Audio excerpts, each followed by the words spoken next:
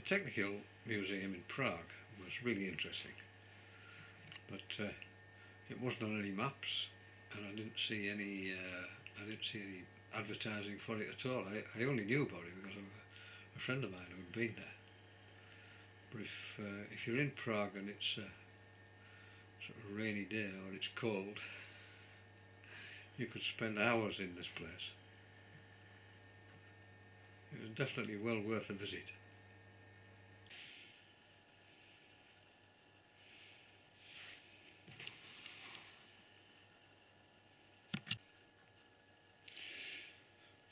So this is Charles Bridge, which is a very popular part of Prague, and this is the castle obviously up here, and the Technical Museum is here.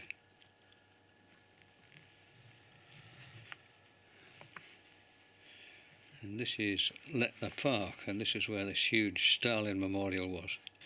So I got the underground here on the A line. The station is Radkanska. It's quite interesting. Just walk through the park, have a look at where this thing was. This giant Stalin monument. Now there's a metronome there, and just continued on. And this is the Technical Museum. It's actually on this road down here. When you come out of the park, it's just straight across the road at that point. There are all the things you can see. As I say, you can spend a day in there. This is a sort of interactive thing where you can mess about with things, which is quite interesting.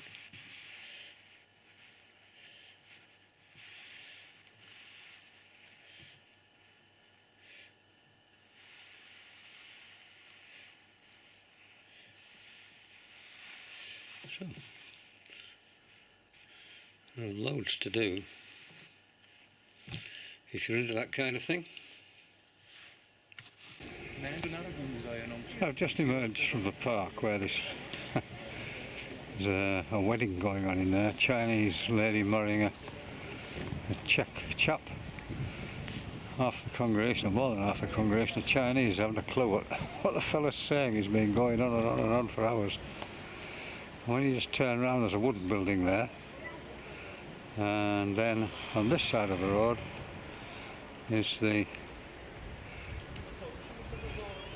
Technical Museum, which I'm going to have a look in. It looks enormous. I mean, you could probably spend a day here. It's 4 o'clock and it closes at 6, so it'll be a quick whiz round, I think. Well, it's amazing. First thing you see is a Spitfire. Alongside it, a Merlin engine with that lady standing behind it. It's a great big steam engine, and a whole array of motorcycles across there, propellers, you name it. There's another steam locomotive and several cars.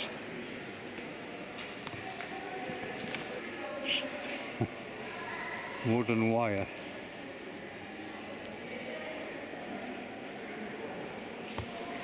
This is a sort of Bedelia. It's a motorcycle powered thing. It's got a V-twin motorcycle engine, but it's rear wheel drive, and they sit in tandem, and the drive is obviously belt drive, as you can see there. What an interesting thing. It's a really early hard wheeled thing.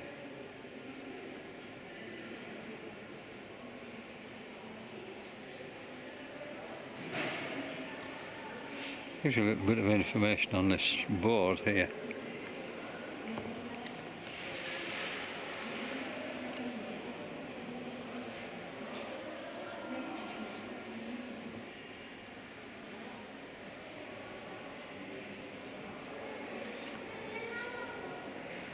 There it is, a steam powered thing,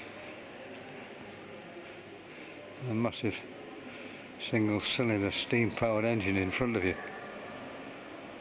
Some of them are really unfamiliar. That's a flush looking thing there. a rear engine. We'll go and walk around the front and see what it is. Well, that's the front end of it. An 8-cylinder rear engine job by Tatra, 1934. Oh, sorry, 1937. And this is a Spitfire from 1945. And just on the left, under the wing there, is a Merlin engine.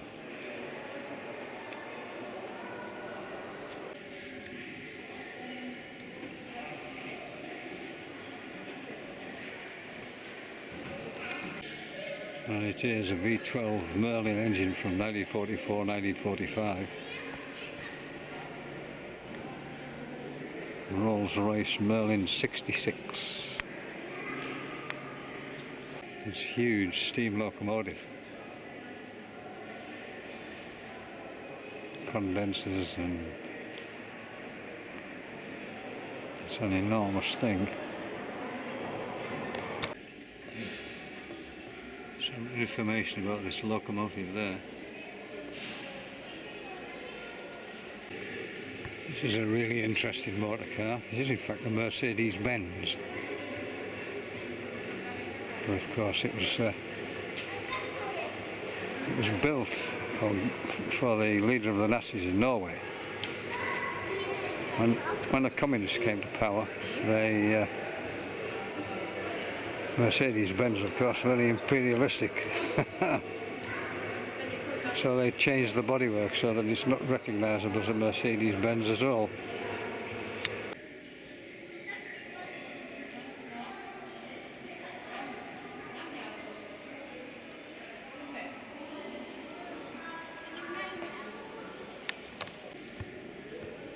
This Mercedes-Benz belonged to a top Nazi called Frank.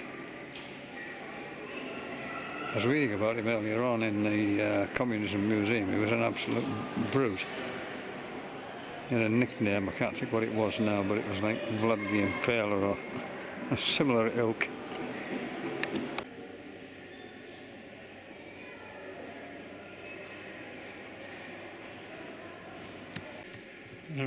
There are a whole range of motorcycles all the way along here.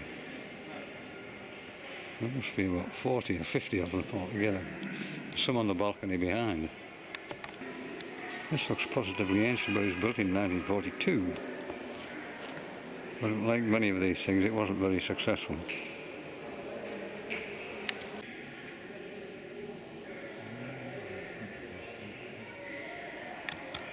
A superb Jawa Speedway or grass track bike. Absolutely immaculate.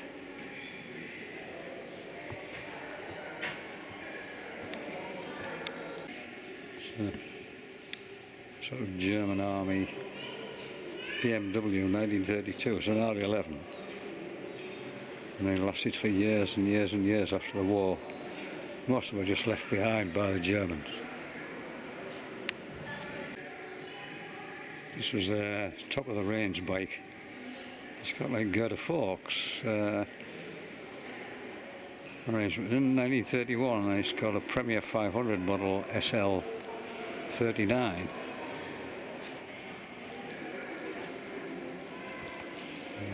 And it was very, very powerful, very fast. Chechi Burmerland. That's a strange fork arrangement. It's sort of almost like a leading link.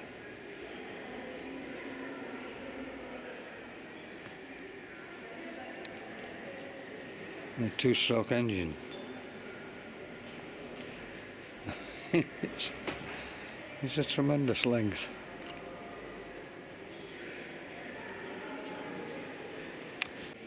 For those with an interest in Harley Davidsons, this is a Model J from 1928. They haven't changed much.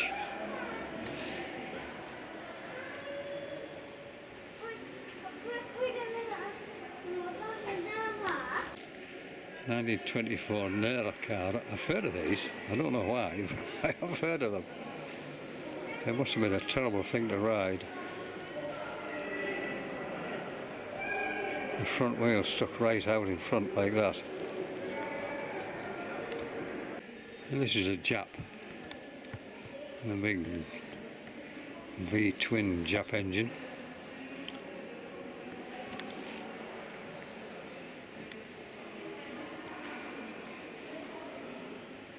Acetylene light, and these Brompton Fox, which was very popular at the time. That's the size of that front wheel. I suspect it was mainly for sidecar use. It must have sounded really crisp. Look at these tailpipes on here. It must have made a pretty impressive sound when it was going flat out. And next to it's one of the very first scooters. There's a photograph of a lady on one there. It's a little flat twin, 1921.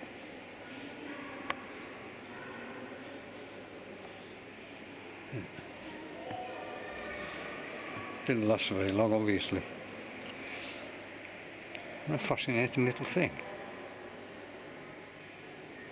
It's about 1.25 horsepower. And he's didn't have any silencers. He's got these little exhausts sticking out the side here, one on either side.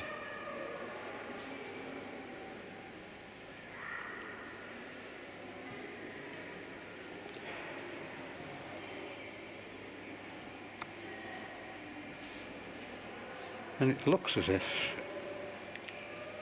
it was shaft drive.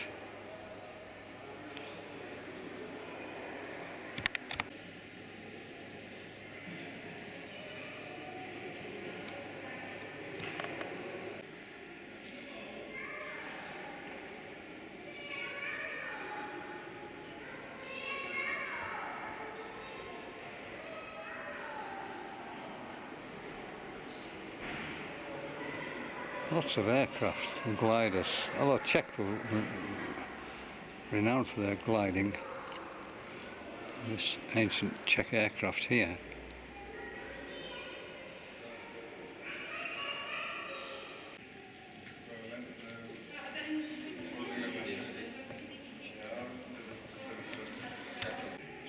This is this Pace motorcycle. It's an absolute beast. It must weigh a ton, the engine is. And steering it must be incredibly difficult. Oh, you're only steering it around a velodrome, I suspect. But just look at the steering mechanism on there. It starts there, comes all the way along here to the front where the forks are. And there isn't much of a lock on it either, I wouldn't think. But the interesting thing about this is the belt drive. It's a leather belt drive. And it's just obviously just friction. Comes straight off the crankshaft. There's no gearbox. And drives this wooden, the rear drive. And what's interesting about this is, it's a split rim. And there are two bolts on either side. And by adjusting those bolts you can tighten the belt. And you can see there where the belt is bolted together at the bottom.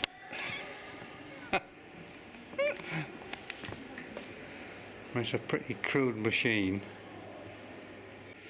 This is a Bsa Truck Bike from around 1900. It looks really modern. Modern frame, it's got obviously alloy, well, stuck at the top of the forks, so I think they're alloy bars as well. And I think it's probably got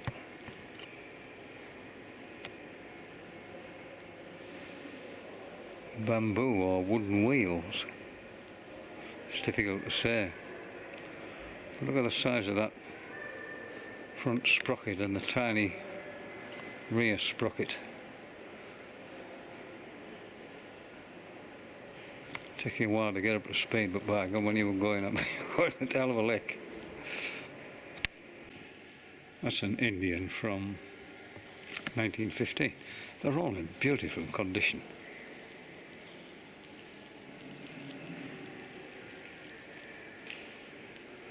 But the suspension varies enormously. This has got a sort of leaf spring at the front.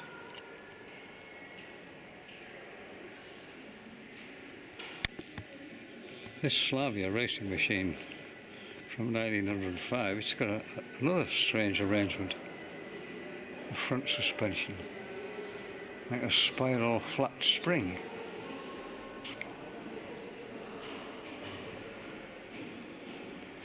And there's obviously a chain drive oil pump there, external chain.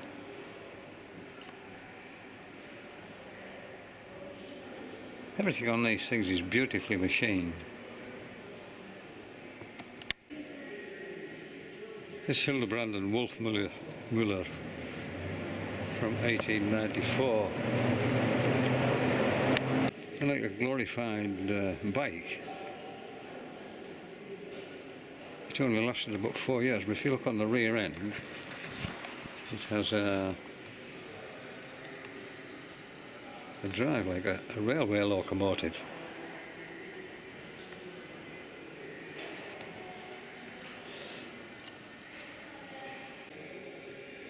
This is a Jawa modified for racing on ice, speedway bike.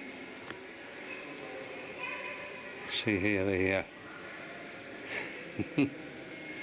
talk about spiked tyres, but you can see the tyres, the spikes, most of the spikes are on the inside, because that's the way they lean. They go anti-clockwise around the circuit, so they lean to the left, so all the spikes are on the left hand side.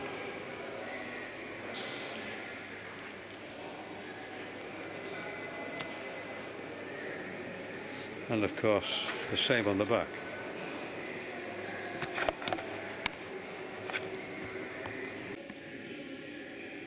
This is a road racing version of the CZ, which up to that point had just been a sort of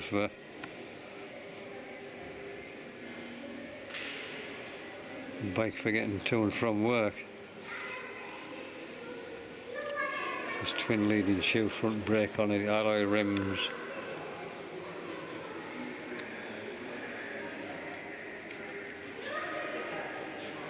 I mean, it definitely looks the part, but it obviously didn't perform terribly well. And they ceased production very, very quickly, and got out of racing as well altogether. It's another Jawa racing machine, sort of V4, 2 up, 2 down, seated by the carburetors. Bill Harvey was killed on one of these. It's a strange arrangement, never seen anything like it. This is Blériot, Casper Blériot. This strange thing is a pilotless glider with a wing based on the shape of a seed and a little motorcycle engine. This blue plane is obviously a German Luftwaffe aircraft with sort of hexagonal camouflage on it, and you can see the rail behind the pilot seat, which held a machine gun. Later on, the machine gun faced forward. Once they synchronised the shooting with the propeller, so as the propeller whizzed round, the bullets missed it, didn't chop it off, causing mayhem. Whereas when this was around, they could only shoot backwards or sideways. The machining on some of these components is just stunning.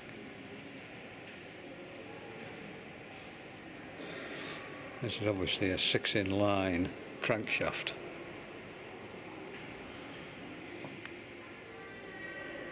It comes from the sort of 1910 to early 1920s.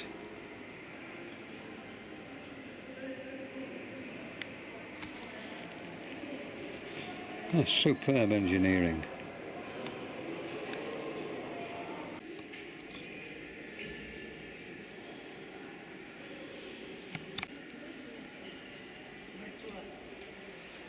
Oh, that's it there. It's hexagonal camouflage. It's got a cross on the back. I suspect it's Austrian.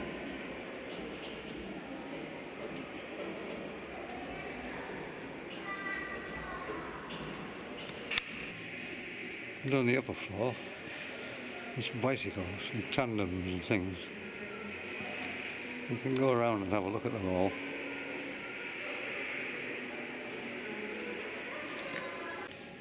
You get a view of an upper view of the pilotless glider. Probably just as well. You wouldn't, I don't think you'd have wanted to go up and pilot it. This is, believe it or not, an invincible racing penny farthing. That massive front wheel.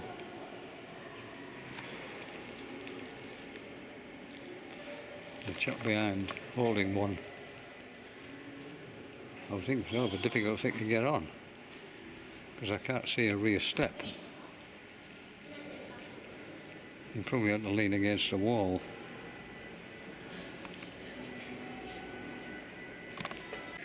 This is the Rudge Whitworth triplet, lacking its chain drives. A very early thing from 1898. If you look at the pedals, you know, they don't look a vast lot different to pedals today.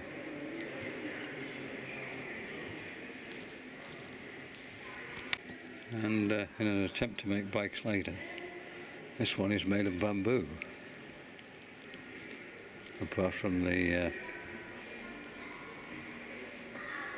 tube links, even the mudguard's made of bamboo.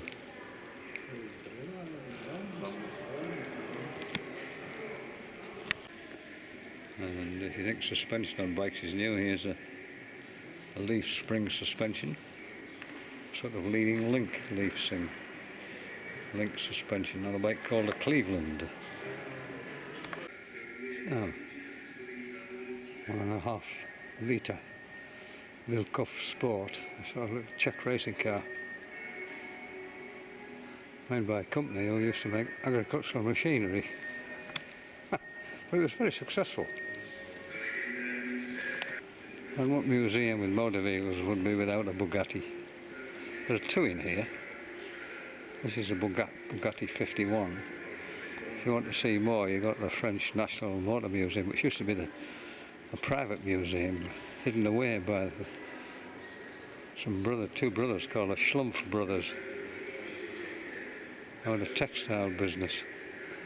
It's an amazing place if you ever get the chance to go. It's in Mulhouse, or Mulhouse, or Mulhouse, in eastern France, near Bâle.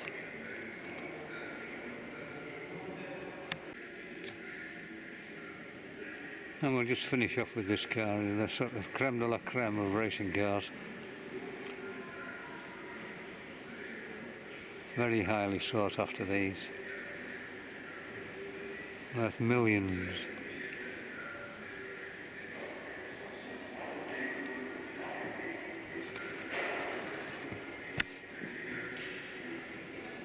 And there is the car itself.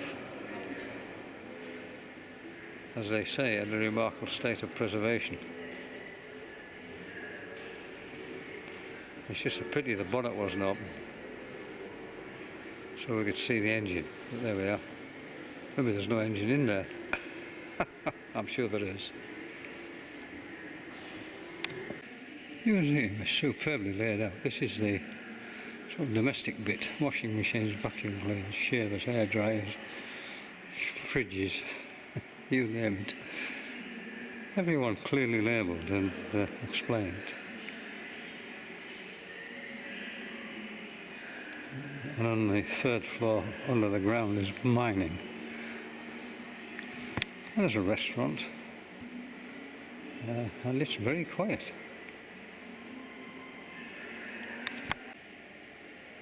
At one time these would all have been top of the range gadgets, the must-haves, sort of steam irons, pressure cookers, water heaters, fancy stoves. And somebody's job to clean that. That would be a bit of a chew on, cleaning that every day. Coal-fired thing. Or maybe wood. We'd probably use wood. This is a perfume dispenser. Yeah, 3 kinds of perfume. Select the one you want, put your coin in, press that button and bingo, it sprayed you with it.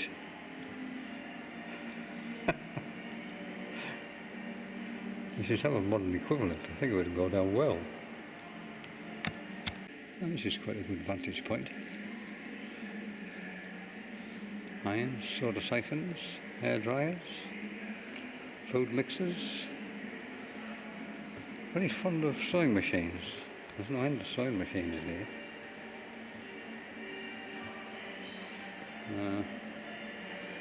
Sort of heavy duty wringer and some kind of semi-modern equivalent when you spun it round. And everything right through to the ultra-modern. For a wheelchair user, everything is low down, easy to reach.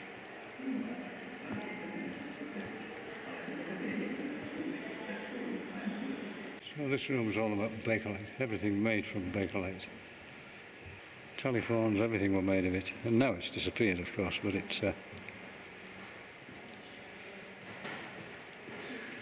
was hard, didn't corrode, but seemingly just came in 2 colours, brown and black. And of course the other useful thing, or useful quality of Bakelite was it was a non-conductor. So we could use it for making electrical components, like 3-pin plugs and insulators. This is just a selection of Bakelite radios. This is obviously the top of some high voltage generator made of lots and lots of plates, which goes down to the floor below, where no doubt it will tell us all about it. I'll go and have a look. This floor is about architectural structure, which I don't really have a particular interest in. But this thing is something else, obviously from National Physics Laboratory it would seem. That's what I thought. It's a high voltage generator, a Van de Graaff. It works by Van de Graaff. Obviously something whizzes around inside there, created the voltage. Man, you wouldn't put your hand on the top of there. Once it was fully fired up, it'd do more than make your hair stand on end.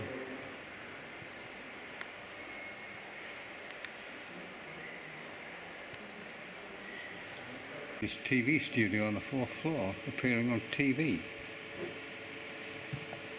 That's me there.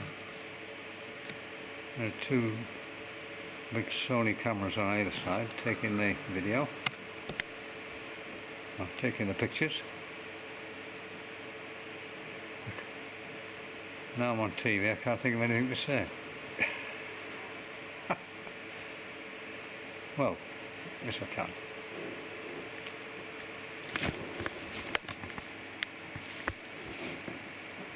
This is an absolutely amazing museum to come to. It's full of everything, really fascinating. You can spend a good half a day here easily. It's a bit off the beaten track, but definitely worth the effort. I've thoroughly enjoyed my time here. I mean, I've been here nearly 2.5 hours now. And I think I have to look into the camera. So if I look into that camera there, I should be staring you straight in the face. because my video camera is pointing at the screen in the middle of us. Was that take two? No, I'm not taking two, that's it. And this is of course the control room where they slide all these knobs up and down, bringing you on, shutting you up.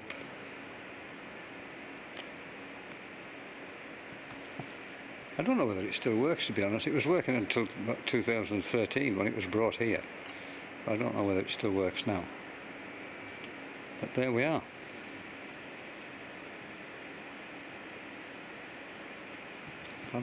So these are the TV cameras, and this is where you sit. And there are two screens there in front of you, those grey boxes which you watch. Sit down. Because unlike looking in a mirror, when you look in a mirror and you raise your left hand, on TV it looks the opposite. If you raise your left hand, it looks as if you lifted your right hand, which is it's really bizarre. And this is the logo for the station, which I have just appeared on badly. Well, while I'm standing beside this Van der Graaf machine, this is my final farewell to this museum. I'm going to have to be dragged out of here. It's getting up for 6 o'clock and that's when it closes. Fantastic.